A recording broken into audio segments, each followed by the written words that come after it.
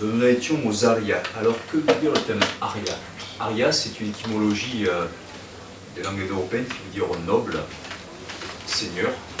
Et c'est ainsi que s'étaient baptisées ces tribus qui ont envahi le sous-continent indien à partir de 2000-1700 avant Jésus-Christ, en amenant une domination assez brutale. Bon, toutes les guerres ont toujours été brutales, hein. Mais en tout cas, on pense que le système des castes en Inde, c'est eux qui l'ont apporté. Et en tout cas, ils étaient plus clairs de peau, avec des yeux clairs. Et le système en Inde aujourd'hui est toujours en grande partie basé sur la clarté de peau, même s'il y a eu beaucoup de mélanges. Ici, dans le sud de l'Inde, il y a beaucoup moins ça. Et on voit aujourd'hui, il y a des crèmes blanchissantes pour la peau, hein, et très souvent, dans la hiérarchie, ça a conservé cette hiérarchie apportée par des invasions successives de l'Inde. Et si on veut comprendre ce qui s'est passé en Inde par rapport à cette hiérarchie raciale et sociétale installée depuis les Aryas, c'est pas compliqué. Vous regardez ce qui s'est passé en Amérique du Nord et en Amérique du Sud, à partir de l'arrivée des Espagnols.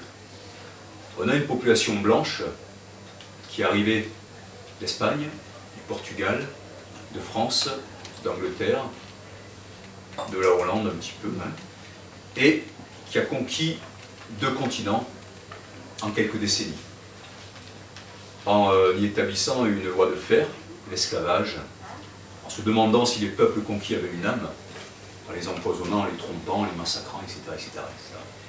Et encore aujourd'hui, si vous regardez qui est à la tête de l'Argentine, d'un certain nombre de pays d'Amérique du Sud, d'Amérique centrale et d'Amérique du Nord, vous avez des gens blancs qui ne sont pas métis pour la plupart, sauf une période où il y a eu quelques gouvernements effectivement issus de métis ou d'indiens, même en Amérique du Sud, hein, dans les années 2000.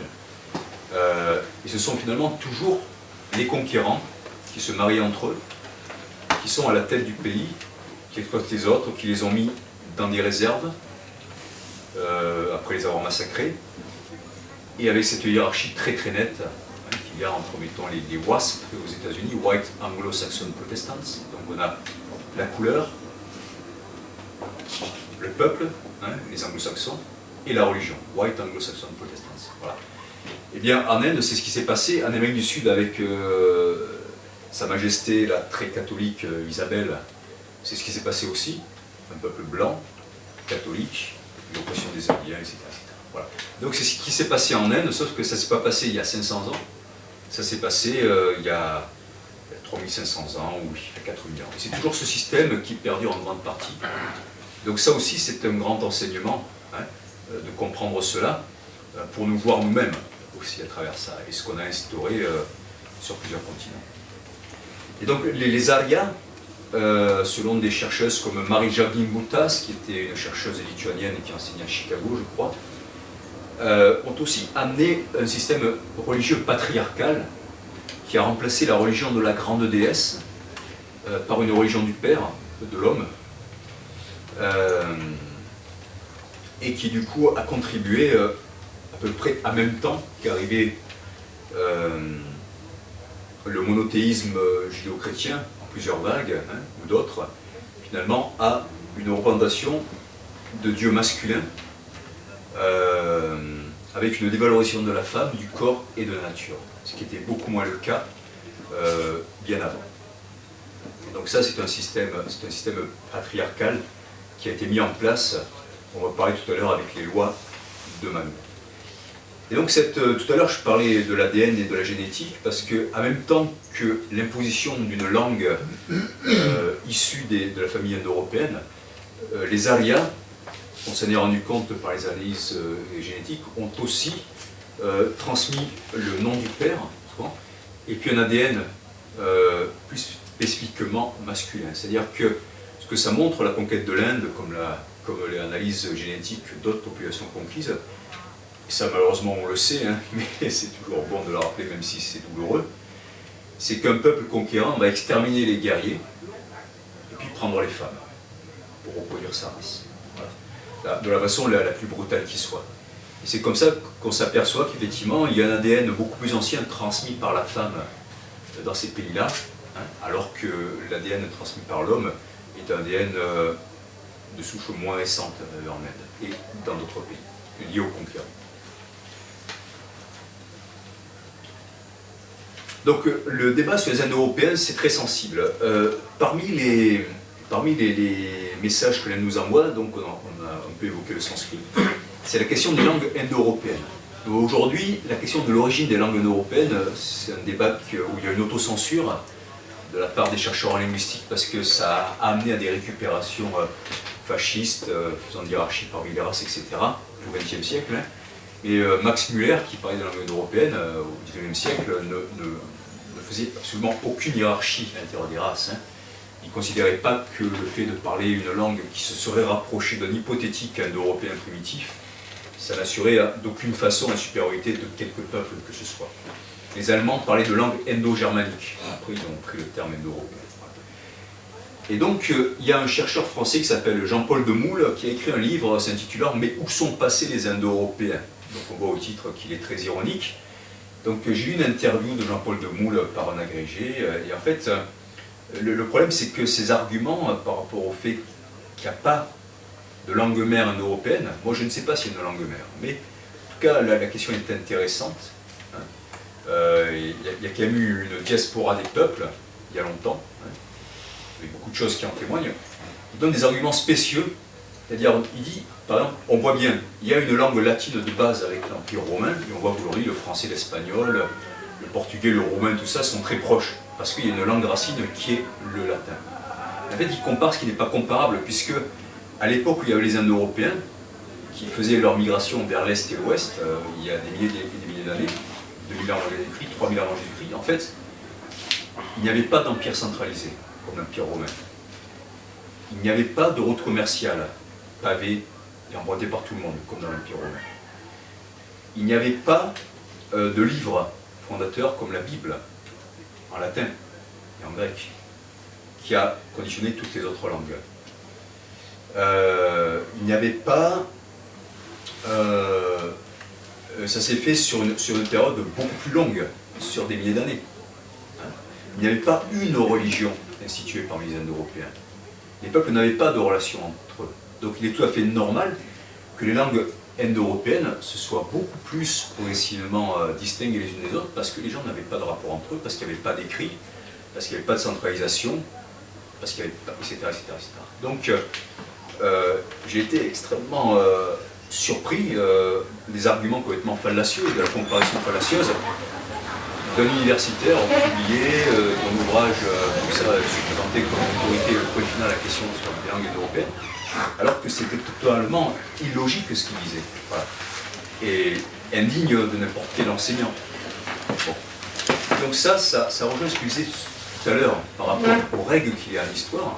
Il faut toujours élargir la question dans le temps, dans la géographie, se poser la question de l'écrit, des textes, des routes commerciales, etc. Voilà. Il n'a pas posé ça comme base de sa réflexion et donc il a dit des énormités. Donc la question de la langue européenne est loin d'être tranchée. Hein. En tout cas, pourquoi je parle de ça? Parce que le sanskrit, si Pierre-Jean veut dire quelque chose tout à l'heure, il pourra, hein, avec plaisir. Le sanskrit est une langue extraordinaire de beauté, très proche de l'iranien d'ailleurs, du farsi.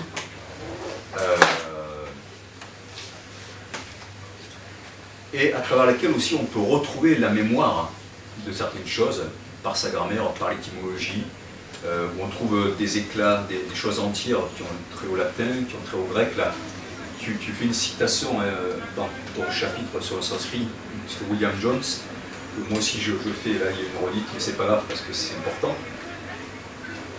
Voilà ce que dit William Jones, qui a un peu révélé le sanskrit à l'Occident, hein, c'était un anglais.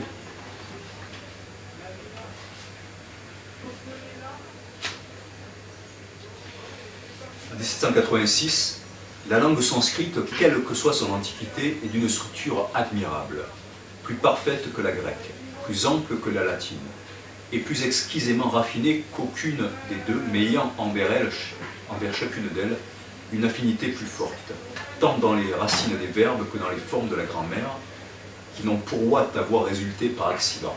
Donc il dit, c'est pas un accident.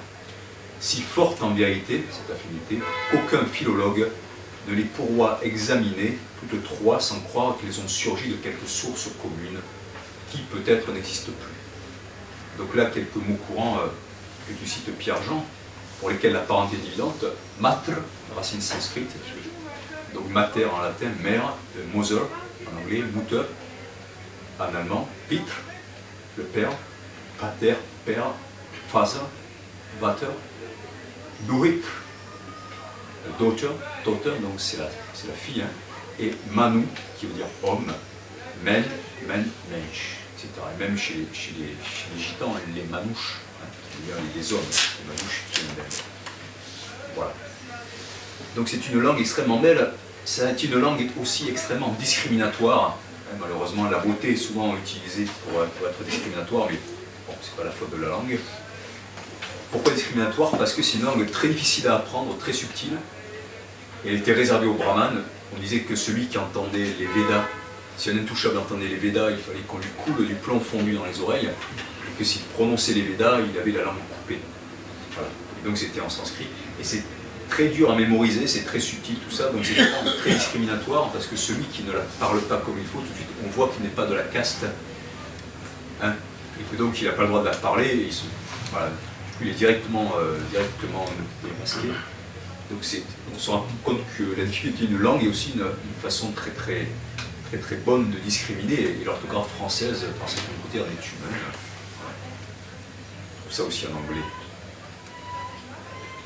Et puis, toujours à Mohenjo-Daro, là j'ai fait un encart par le sanskrit, c'était la langue parlée par les Indo-Européens, j'ai fait un encart par le sanskrit. À Mohenjo-Daro, on a aussi retrouvé des tablettes avec des caractères, on ne sait pas si c'est un langage ou un système symbolique, qui ressemblent énormément à l'écriture Rongo qu'on a à l'île de Pâques. Et donc il y a eu des relations qui étaient faites par un Hongrois à Paris dans les années 20 qui ont enflammé l'Europe, c'est-à-dire qu'on s'est dit, on a retrouvé, il y a une origine commune entre la civilisation de l'Indus, hein, entre Pakistan, Inde, tout ça, le bassin de l'Indus, le désert du Tar, et l'île de Pâques. Voilà. Et donc je cite ça à la fin, et ça fait partie de ces traces archéologiques comme Abraham, Sarah, Balama et Sarasvati qui font, c'est toujours pas tranché par rapport à ces tablettes, hein, mais dans les articles scientifiques, ils racontent par le menu l'expédition des archéologues français. Ils disent, bon voilà, on a cru ça à l'époque, mais il n'y a absolument aucun argument pour démontrer que c'est faux. Voilà, c'est-à-dire qu'il n'y a rien qui explique pourquoi il y a autant de proximité entre les tablettes de bois de l'île de Pâques, en écriture Rongo, et les caractères de Mohenjo-Daro et Harappa. Voilà, donc ça c'est au chapitre, c'est au chapitre 2. Bon.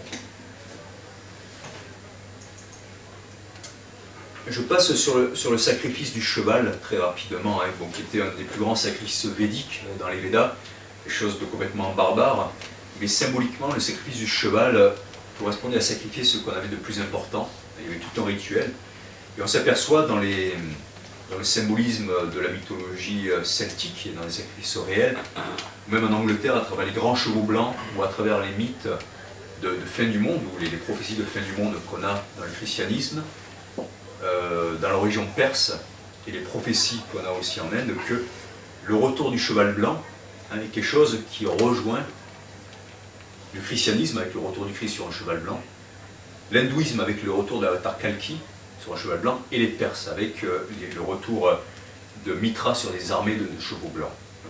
Donc c'est assez troublant. Et de la même façon, hein, ce qui est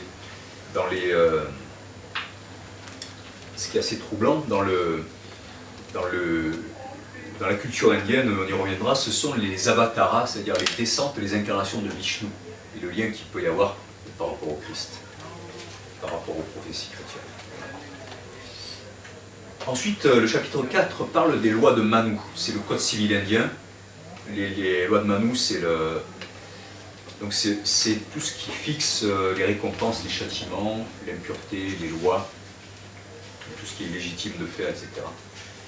C'est un texte dont la version écrite date à peu près du 1er siècle après Jésus-Christ, hein, mais c'est beaucoup plus ancien.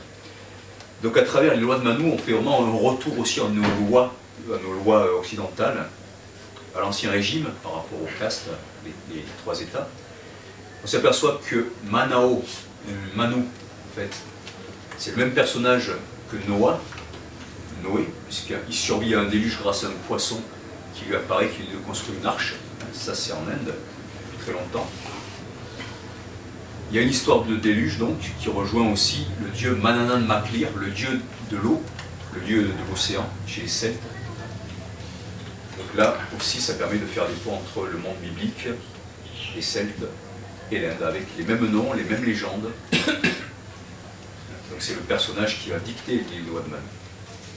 Et les lois de Manu nous montrent comment les peuples peuvent être amenés à intérioriser l'oppression. Ça, c'est quelque chose de très très dur à se rendre compte. C'est-à-dire que, à travers le concept d'impureté que les Aryas ont amené, plus on est noir, si on ne parle pas sanskrit, etc., on est impur, on est intouchable, et il y a une telle dureté, une telle implacabilité de l'oppression que on voit en Inde comment des personnes intériorisent le regard de l'autre. Et à l'époque où j'étais guide, on allait à Bodh Gaya et dans un hôtel qui avait été créé par un humanitaire américain, on demandait juste une roupie pour se faire soigner. Il nous expliquait que les intouchables du Bihar, qui est un endroit très très dur en Inde, avaient honte d'aller voir des médecins parce qu'en fait, un certain nombre d'entre eux leur dire mais qu'est-ce que tu veux, toi, t'es qu'un intouchable impur, ta maladie c'est karmique, enlève-toi, voilà. Donc c'est terrible, c'est-à-dire que non seulement les gens sont conquis, on leur prend tout, et encore, on leur fait intérioriser leur impureté, leur infériorité. Souvent, ils admirent ceux qu'ils ont conquis, ils cherchent à devenir comme eux, se blanchissant la peau, etc. Voilà. Et ça, l'Inde nous met face à ce genre de choses, mais malheureusement qui s'est passé un peu partout sur la Terre. Par exemple, le prénom d'une caste inférieure, de Shudra, c'est-à-dire d'un serviteur, doit exprimer l'abjection. Voilà.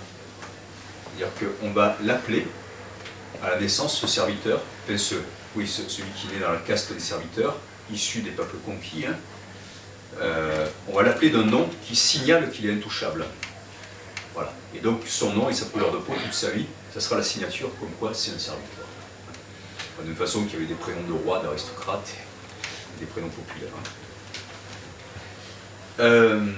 Les lois de Manu nous parlent aussi de la terre promise des Aryas, qu'on appelle le Brahmavarta, si je me rappelle bien, et qui est une terre dont ils ne doivent pas sortir. C'est exactement comme la terre promise donnée aux Hébreux. On s'aperçoit que ce scénario d'un peuple élu, guidé par un Dieu jusqu'à donner sa terre promise, on l'a non seulement dans la Bible par rapport aux Hébreux, on l'a chez les Aryas guidés par Indra jusqu'à leur terre promise en Inde, on a chez les Aztèques guidés par Huitzilopochtli jusqu'à leur terre, et donc il y a vraiment quelque chose qu'on retrouve sur plusieurs continents. Donc là aussi, ça nous oblige à relativiser et à se dire mais qu'est-ce qui s'est passé 2000 ans, 3000 ans avant Jésus-Christ pour qu'il y ait des dieux comme ça qui guident des hommes vers des terres promises, etc. Dans les lois de Manu, il y a l'or. On s'aperçoit que le crime le plus terrible, c'est de voler de l'or à un brahman, un prêtre. On s'aperçoit de l'importance qu'a l'or depuis très très très longtemps dans toute l'histoire de l'humanité. J'écoutais l'appel du 18 juin, là, il y a 2 jours, et en fait, De Gaulle à ce moment dit « La France a encore d'immenses réserves d'or et un grand empire colonial ». C'est marrant, aujourd'hui on ne le dit plus. De toute façon, c'est la Réserve fédérale des États-Unis qui a racheté tout l'or du monde au fur et à mesure, qu'il a pris aux Américains pendant la crise, et voilà. Mais l'or, donc, ça fait des milliers d'années que celui qui a l'or a le pouvoir, et que des plus grands crimes, c'est de voler l'or. C'est assez drôle de voir qu'il est plus grave, finalement, dans les lois de Manu, que c'est plus grave de voler de l'or à un brahman que de violer une femme. Voilà. Dans les lois de Manu, on a aussi la base de l'oppression féminine.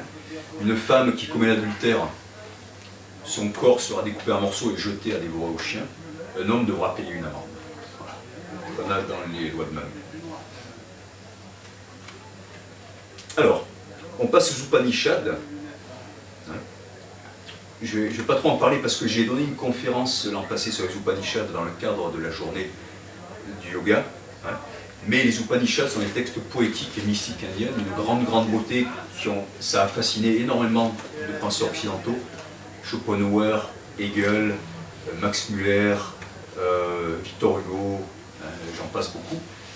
Et entre autres, une des plus célèbres Upanishads, c'est l'Isa Upanishad, et ça s'écrit I accent, c'est-à-dire long, Sa, S-H, A long, Isa Upanishad, et Gandhi disait que si tout l'hindouisme disparaissait, mais qu'on avait juste le début de l'Isa Upanishad, eh bien, l'hindouisme serait sauvé. Alors, je vais vous la dire en sanskrit, le début du Upanishad, c'est Om Isava Syamidam Sarvam Yat Kincha Jagatyam Jagat Tena Chak Tena Bunjita Magruda Kasyas Vidanam Kurvanneveha Karmani Jijivshet Shatam Sama Evam Tvai Na Anatyateshto, etc.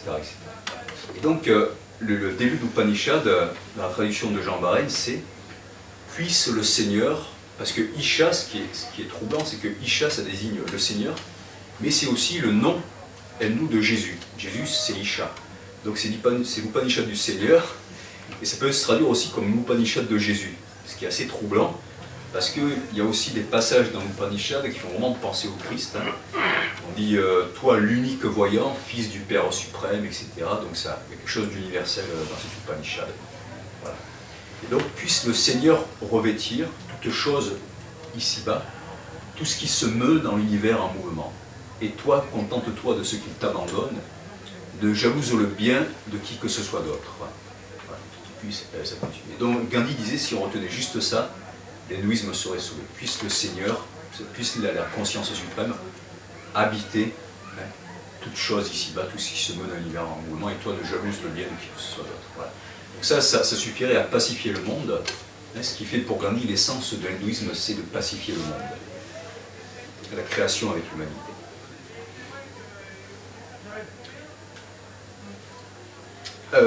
Vishnu. Vishnu, ça veut dire celui qui est fort, comme viril ou une vis. Vishnu, vis en latin. Et donc dans le Vishnu a 10 incarnations, à travers lesquelles à chaque fois il va sauver le monde, et ces incarnations passent du poisson à l'homme sur un cheval. Et alors c'est troublant. Bon, après il devient tortue, il devient sanglier, il devient homme-lion, il devient nain, il devient homme avec une hache, puis homme avec un arc, puis Krishna avec sa flûte, l'homme rusé, il devient Bouddha, et après ça sera Kalki, l'avatar Kalki sur un cheval blanc. Et on a dans les 10 avatars de Vishnu, on a le résumé de l'évolution des espèces, c'est-à-dire qu'on passe du poisson, qui s'appelle Matsya, à l'homme monté sur un cheval. Donc c'est assez troublant. Et regardez, quel était le premier symbole du Christ? Le poisson, le Machia. Ça ressemble à Matsya, le poisson. Le dernier, il reviendra sur un cheval blanc. Donc c'est assez étonnant. Donc là aussi, il y a quelque chose qui est un peu troublant entre l'Inde et l'Europe, sachant que qui est le Christ, sinon une incarnation de Dieu pour protéger l'univers, même pour protéger la terre et les hommes, et redonner et faire repartir l'humanité, la tragédie du péché, etc. Donc voilà, c'est des choses aussi assez troublantes. Et dans le Mahabharata, la grande épopée indienne datée de milliers d'années avant Jésus-Christ, bon, c'est toujours difficile de le dire, mais les versions écrites sont beaucoup plus récentes, mais c'est beaucoup plus ancien. Dans le Mahabharata, en fait, tout commence par la Terre, la planète Terre, qui, parce qu'elle a une conscience, c'est une divinité, elle appelle Vishnu, le Dieu suprême, à venir la sauver des guerriers qui l'oppriment. C'est une très belle complainte. Elle lui dit Vishnu vient me soulager, ces guerriers font la guerre, ils massacrent tout le monde, ils détruisent les arbres, ils répandent le sang, j'absorbe du sang, encore du sang, les larmes, la violence, les femmes, les enfants, les animaux, tout est détruit par les hommes qui se font la guerre. Viens me libérer de ces kshatriyas. Les kshatriyas, c'est les guerriers. C'est les guerriers. Et en fait, Vishnu s'incarne sous la forme de Krishna, qui fait tout pour éviter la guerre entre deux clans rivaux, les Pandavas et les Kaurava. Mais finalement, il ne peut pas éviter la guerre. Les guerriers s'entretuent jusqu'au dernier, et la Terre est soulagée. Et ça, donc, c'est très très fort ce lien qu'il y a entre la planète et la conscience cosmique. Et ça, on va le retrouver dans l'histoire du Bouddha. au moment de son éveil, il est tenté par le dieu du mal, de la mort, de l'illusion, qui lui dit « Mais qui es-tu, toi, vil mortel, pour croire que tu connais le secret de l'univers ?» Et là, le Bouddha pose la main sur la terre et il dit « Je prends la terre à témoin. » Et la terre lui apparaît sous la forme d'une belle jeune fille avec la chevelure mouillée. La terre tremble, elle tord sa chevelure, et là, il y a un fleuve qui emporte toutes les armées du mal. On voit donc comment celui qui atteint l'éveil est solidaire de la terre et vice-versa, et comment les hommes sont à l'intermédiaire, à la fois contre la loi naturelle et contre la loi spirituelle, nuisant à la fois à l'âme et à la création. Voilà. Donc ça, c'est quelque chose de très très fort en Inde, ce message. Et l'extermination réciproque des guerriers dans le Mahabharata est absolument semblable à celle qui se passe dans l'Iliade. C'est la fin des héros, des demi-dieux, tout ça. Hein. Voilà. Et ce qui se passe aussi dans l'épopée arthurienne, où tous les grands chevaliers s'entretuent. Il y a d'ailleurs beaucoup de rapports entre l'épopée arthurienne et le Mahabharata, avec le couple Krishna-Arjuna, on va dire le mystique, le chaman, hein, pour prendre une classification un peu ancienne, le chaman et le guerrier, hein, comme Merlin, c'est le magicien et le roi Arthur. Il y a beaucoup de points communs entre les deux épopées. Hein. J'ai écrit un article sur ça dans la presse anglaise. C'est troublant. Tout est proche, y compris le fait que la mère de Merlin soit bleue, que le père de Merlin soit un démon des airs bleus, entre guillemets, et le père de Krishna, c'est le dieu Vishnu qui est bleu et qui enfante une vierge, hein, comme Merlin, le fils de la Vierge. Voilà. Lui-même, c'est un enfant miraculeux avec des pouvoirs qui va chercher à éviter la guerre entre les chevaliers d'Arthur. Donc ce sont des très anciennes traditions indo-européennes qui se sont transmises, puisque les Celtes eux-mêmes sont les héritiers de traditions très anciennes.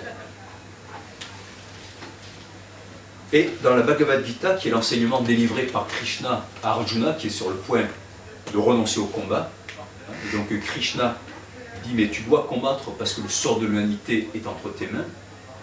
Vivant, tu gagnes la terre, mort, tu gagnes le ciel. Combat, parce que c'est ton devoir de combattre pour le bien, puisque tu es un guerrier. Donc mets-toi au service du bien. » Krishna explique que l'âme est inaltérable. Il dit « Nulle lame ne l'entaille, nul feu ne la brûle, rien ne la souille, etc., etc. » Mais il dit aussi « L'action est supérieure à l'inaction, aussi ne cesse jamais d'agir. » Donc il y a ce double message dans la Bhagavad Gita, parmi beaucoup de choses, hein, parmi beaucoup d'autres choses, de l'âme inaltérable au-delà de l'évolution, etc., jamais touchée par la mort, ni la souillure, ni la rouille, etc., mais autant de la nécessité de l'engagement pour transformer le monde, avec détachement. Donc ça, c'est très important. D'ailleurs, on remarque souvent les gens les plus détachés, ce sont ceux aussi qui agissent avec le plus... c'est pas une loi absolue, hein, mais quand on a un petit peu de détachement, parfois, ça permet aussi d'agir avec plus de clairvoyance, d'être plus efficace et finalement de ne pas céder à la violence parce qu'on arrive à être détaché.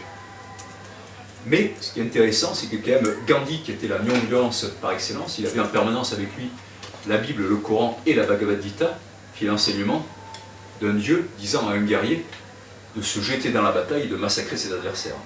Donc ça peut paraître surprenant, hein, même si Gandhi n'a jamais prêché la violence. Et ça, c'est un des paradoxes de l'hindouisme, hein, de dire qu'il faut bien s'engager. Si le sort de l'humanité est menacé par les forces du mal, on ne peut pas abandonner la création aux forces du mal, donc il faut combattre.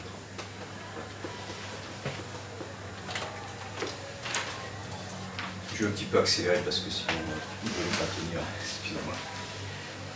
Alors, le yoga, aussi un grand message de l'Inde au monde, un grand trésor, hein, c'est l'unification et la perspective extraordinaire de la fin de la souffrance, de la liberté, de l'immortalité, comme disait Mircea Eliade, le yoga, immortalité et liberté.